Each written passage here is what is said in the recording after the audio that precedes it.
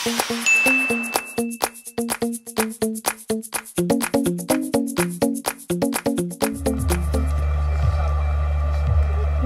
mo na ba yun? Yung parang pinagsukluban ka ng langit at lupa.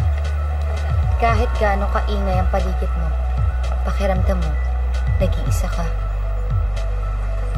And before you know, balik ka na naman sa dating mundo mo.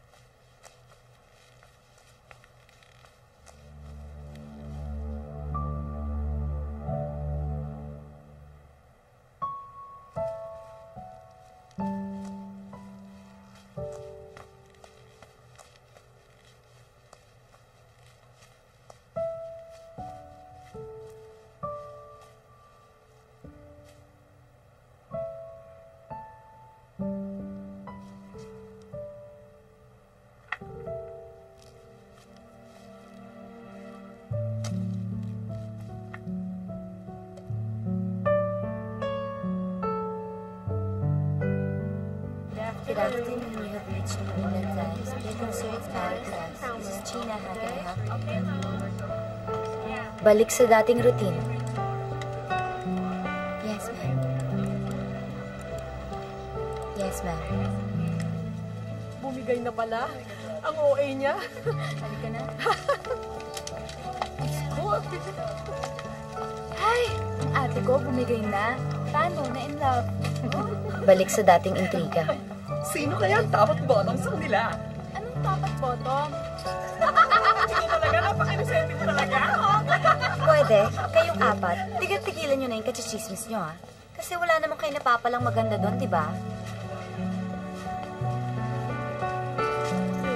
Ayaw mo naman. Ano ba yun? Ba't siya nag-react mo? Tignan nyo.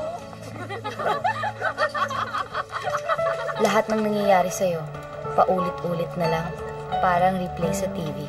Yes, ma'am, you have to calm down. Okay, this is what I will do. I will list down your complaint and send you a new batch of newspaper by tomorrow morning. Yes, ma'am, that can be arranged. Here at New England Times, your satisfaction is our utmost concern. Hope to hear from you again.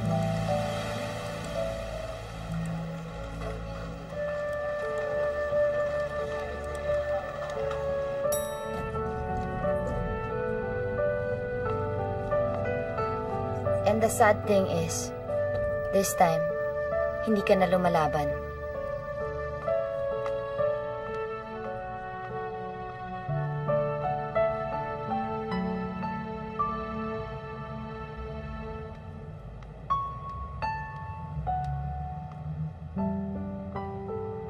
This time, tanggap mo na lang na lagi ka nang mag-isa.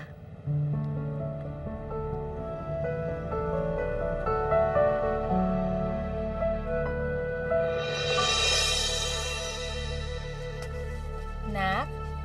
O, China, ito ha. Ito ang susuot mo sa kasal bukas. Di ka pa ba matutulog? Oh. Eh, bakit ang lungkot mo?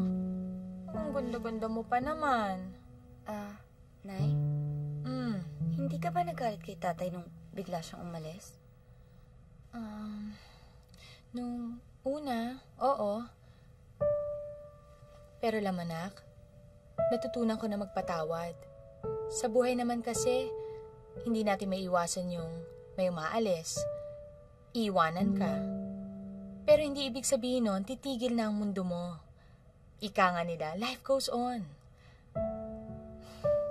Sakala mo, anak, paminsan-minsan, bumabalik din yung mga umaalis. Nasa sayo na nga lang kung hanggang kailan ka maghihintay. Thank you.